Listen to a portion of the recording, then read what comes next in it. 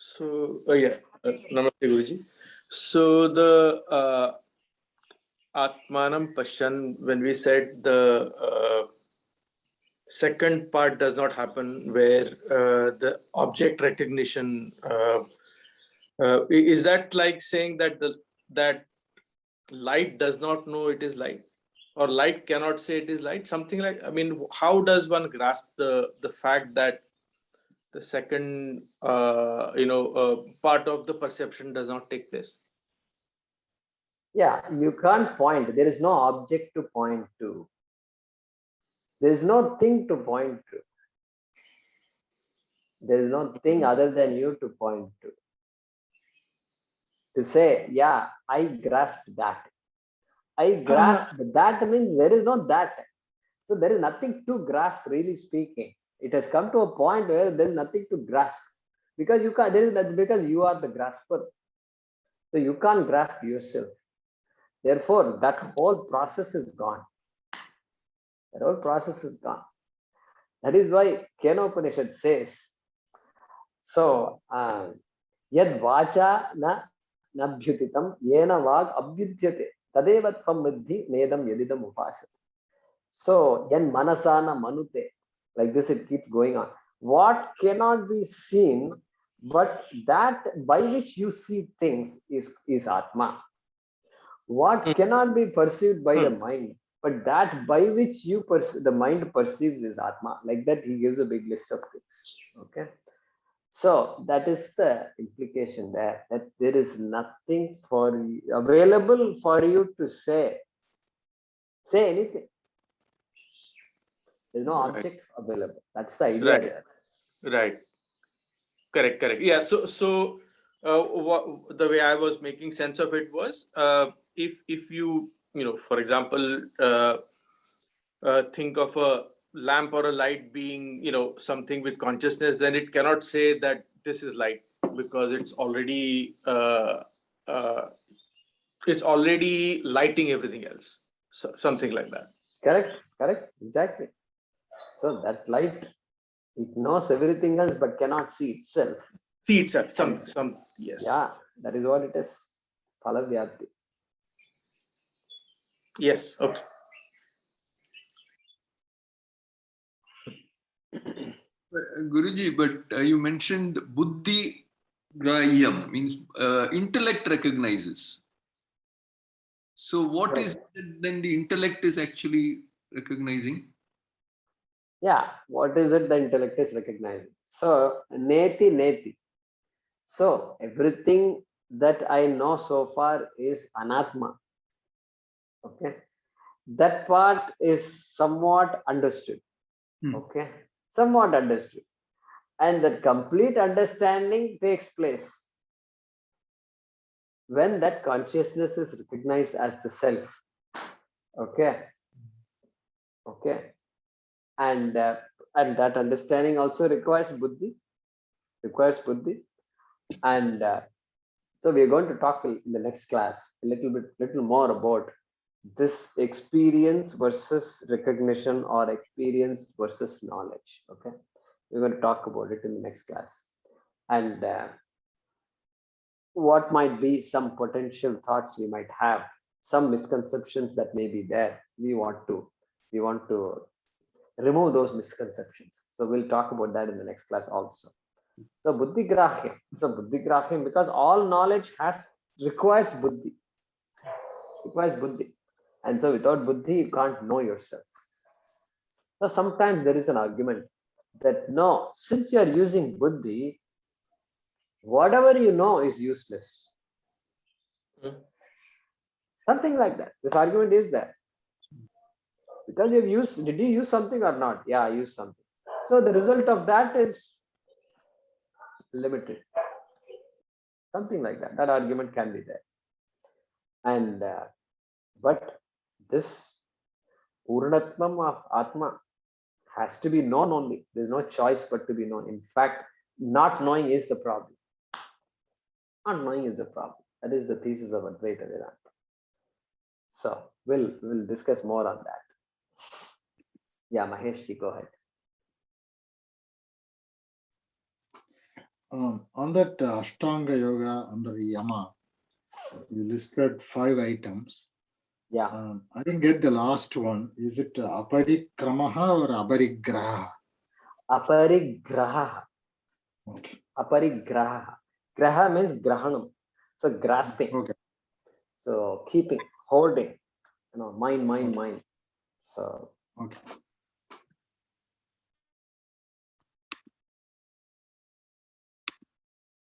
any other questions? Yeah, Lakshmi ji, go ahead. So, Mahodaya, whatever is due to others, and if we don't give it to them, so that is also stealing. Correct. Definitely withholding something, and that is why it is, especially in Vedic culture, is very important. When we give something to somebody, even guest, suppose a guest comes, it starts from simple treating a guest properly, and you treat them well, you give them more, let them say no, let them say it's enough, let them say it's enough. Until then you keep on giving them something, correct? Why? Because you don't want them to leave your home saying, having some thought that says, oh, I did not eat well, or this thought you don't want them to have at all. At all. And so, whatever, not just food, but all other things, all other comforts that you want to offer.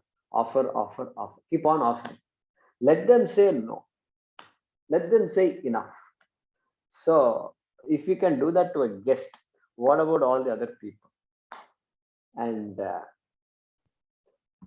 this argument with our people who work at home, etc., is always there, and but we have to be careful. Because we have to ask ourselves periodically, what is it I want in life? By saving 100 rupees, what am I going to get? This also we have to ask periodically. Okay, chalega. My papa karma also will get. I want to exhaust, so give.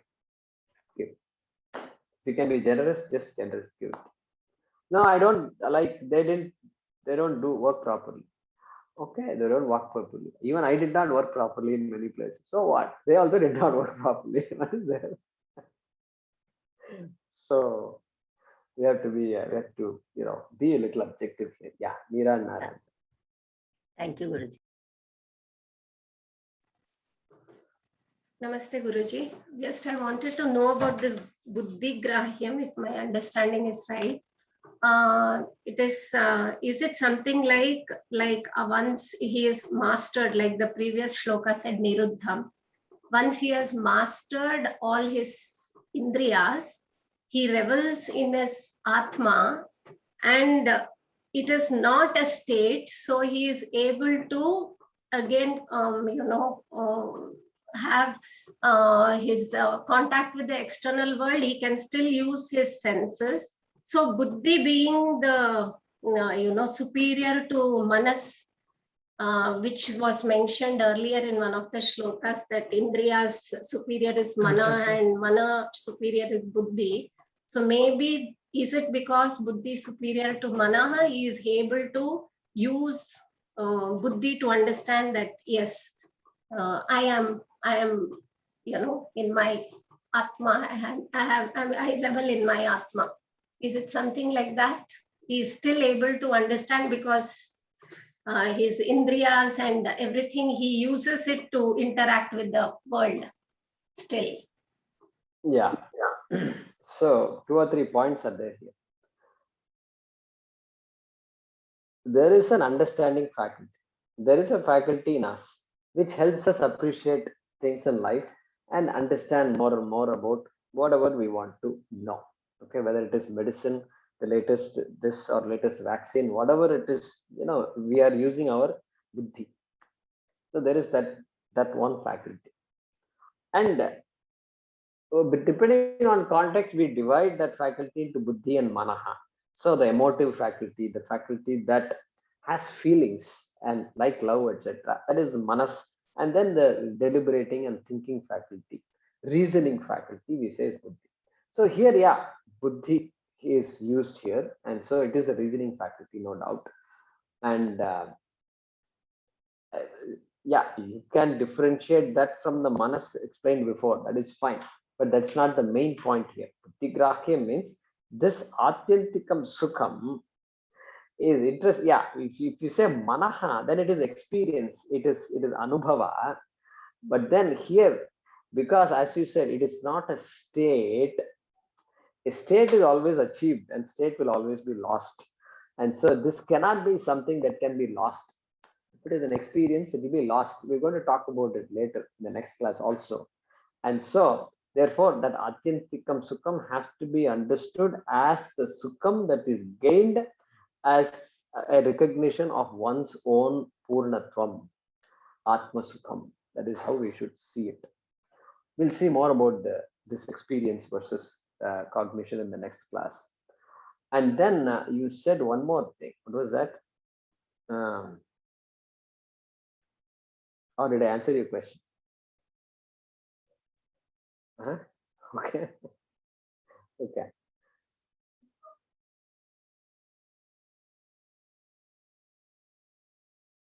Yeah. Yeah. Okay. All right. That's enough.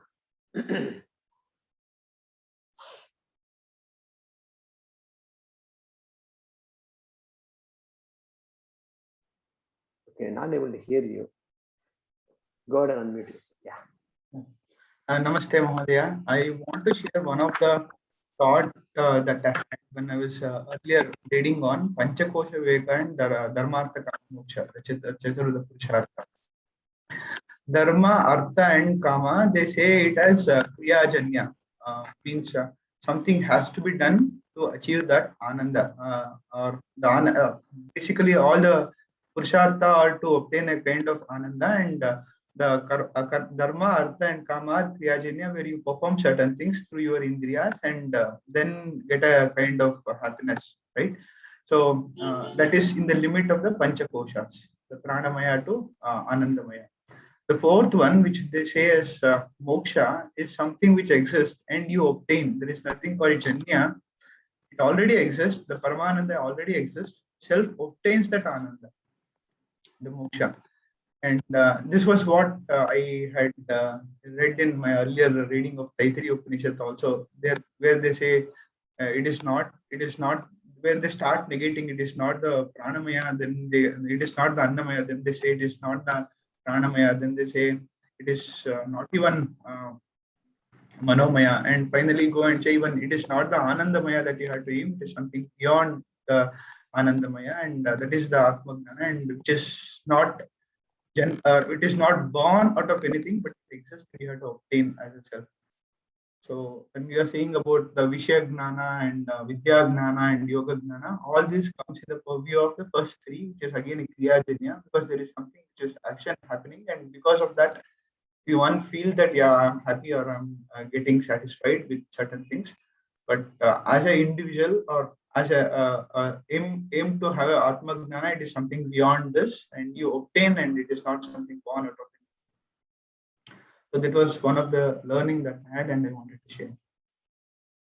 Yeah. So is moksha a result of karma or kriya, action, or not? That is the first question. Correct? Karma, action, activity. So we are used to getting things, accomplishing things. Okay. Constantly we accomplish something or the other. We gain something or the other. Okay. And so all the gain that we have had so far is due to some action or the other, or a series of actions. Always. And without doing something, you don't get anything. That is the law. That is the law we have in our mind. So if you want to get something, you got to work for it. Okay, that is obvious. So is moksha in this category also? That is the question. That is the question. All Dvaita philosophy says yes. You must work hard. You must become a devotee of somebody or the other, and then you will end up in a place later, and that place you will be there forever, and that is called moksha. Correct? Moksha is karma phalam. What did we say about karma? Karma palam aviroditaya karma na vidyam vinivartaye vidya vidyam nyantyeva tejas timira sangavat atma bodha. You mentioned atma bodha a long time ago, Narasimha, I remember that. And so the karma is finite, and its result will have to be commensurate to that karma, which also is finite. So karma phalam is always finite. But moksha cannot be in that category. If moksha were in that category, then moksha I will get. Then because the result is finite, after some time the moksha will go away. Whatever the moksha is, it will go away because it's a result of karma. And then I have to work for that moksha I get. I keep on working for moksha, keep on getting moksha, and keep on losing moksha also. Advaita says this is not possible. And because karma is all we know, there is only one other possibility, and that is maybe you are moksha incarnate, maybe you are Ananda incarnate, maybe you are it and you don't know that. And therefore, the minute you say you don't know that, then ignorance comes, and therefore jnanam has to come, because jnanam is the only thing that can oppose ignorance. And so this buddhi grahyam, because it is jnanam, it has to be buddhi grahyam. So yeah, you're right. Kriya janyam versus, so dharma artha kama you said. Correct. Dharma artha kama are all kriya janyam, karma janyam. They're all a result of karma, whereas moksha has to be a result of knowledge. Yeah, good point, Arsin. Any other questions? And that Atma Bodha shloka I quoted, Aviroditaya karma. Shankaracharya's book called Atma Bodha. Aviroditaya karma na vidyam vinivartayet. So having understood that ignorance is the problem of the human being, not knowing the self, then Shankara says, how do I remove that ignorance? Aviroditaya karma na vidyam vinivartayet. This avidya that is there, it cannot be removed by karma, he says. Why? Because karma is not opposed to ignorance. In fact, karma is caused by ignorance. Okay? Karma is caused by ignorance. And therefore, karma cannot be opposed to ignorance. Right? See, that which is a result of a cause cannot be opposed to the cause. Okay, that's the idea here. Okay, so the fruit came out of the tree, out of the seed.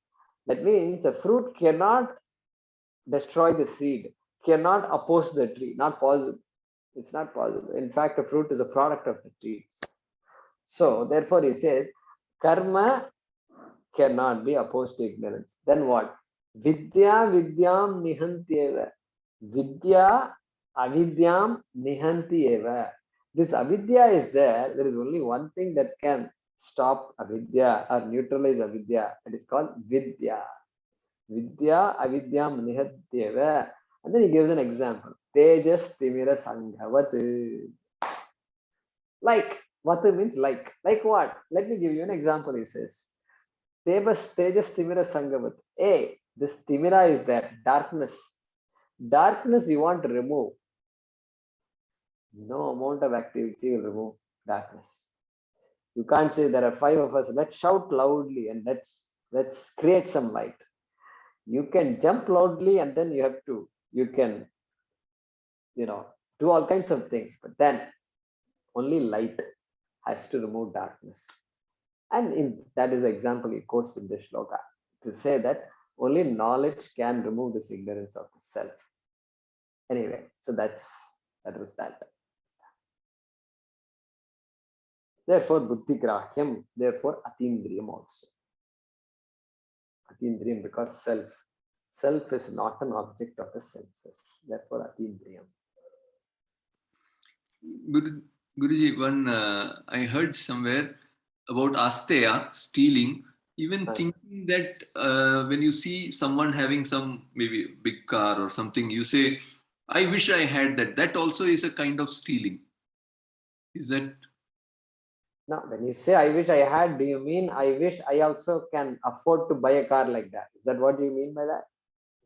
Yeah, probably the moment you have that thought that I wish I had that kind of a thing, that also is a kind of in the mind you're somebody quoted that also as asteya. Now, the question is this. Does it mean I wish that car belonged to me, not to him? That what we mean by that when we say I wish I had? Yeah. Or does it mean I wish I had the money to buy such a nice car? No, I think the first one probably is more applicable. Yeah, if it is the first one, that means what? It means somehow I want to possess the car and he should not possess the car. That car, which now he has rightfully possessed, he is rightfully possessing that car, should belong to me. Well, that's not a proper thought, obviously. And yeah, correct. So refining the thoughts, right? All correct. So thoughts. So even entertaining a thought like that is not a good thing. That's why they say that also is a stay. That's also stealth, because that means you're thinking that the stealing, you're already accepting that stealing is proper, and somehow I can take somebody else's possession. Okay, that's not right. Yeah, so you can include that. You can include that. Anyway. Anything else? Good. Om.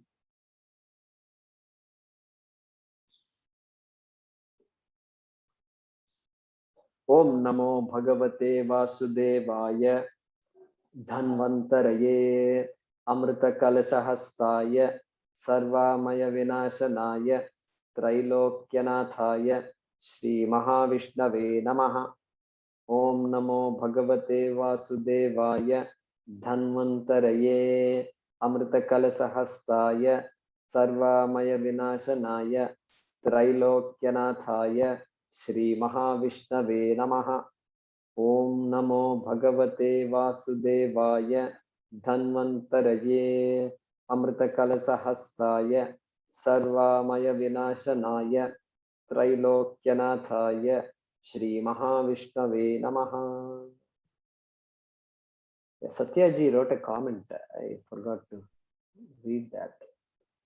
So yeah, he says consciousness is like electricity and buddhi is like electric bulb that illumines only when it is powered by electricity. So buddhi works only when it is energized by consciousness. Okay, then is it correct? He's asking the question. Okay, so yeah, sometimes that example is given for consciousness. That invisible entity, electricity is invisible. Electricity powers all these gadgets. So like that example is given. So yeah, I think it's an example. If it helps you understand Atma, that is good. Like every example, all examples have limitations, but we can definitely use this example to appreciate Atma. The problem with that example is what is the limitation? Suppose I ask you, the example is good, but what is the problem with the example? If I ask you, what will you say? What will you say? Anybody can answer the question. Yeah, Anirudh, go ahead. Well, electricity is conducted through something, so it's obviously, it's got a finite time and place to be in. It is not it is not all pervasive. Okay. That I think. Okay. Yeah. Okay. That, Anything else? That is a good All one. which, Guruji, all that we can perceive through senses is not that. So how can you use the senses to quote an example for something which is beyond senses? Okay, so you're saying electricity is perceivable, but Atma is not perceivable. not perceivable. Okay, that is fine, but still an example. Okay, so that's another limitation of the example. What else? Well, many times the electricity is not there. Exactly. That is what I was looking for. See, when electricity, see, in India it happens all the time. And then power goes off, but fan disappears, light disappears, refrigerator disappears. Why? Because electricity is not there. It supports all these things. Nothing disappears. Therefore, all things are independent of electricity. So that is there. But yeah, this point is just that point we want to take from this example. So we should challenge ourselves when we look at examples and see how it fits our context. Yeah, good. Use UPS when electricity goes. No, but still limited. Yeah, I know limitation is there.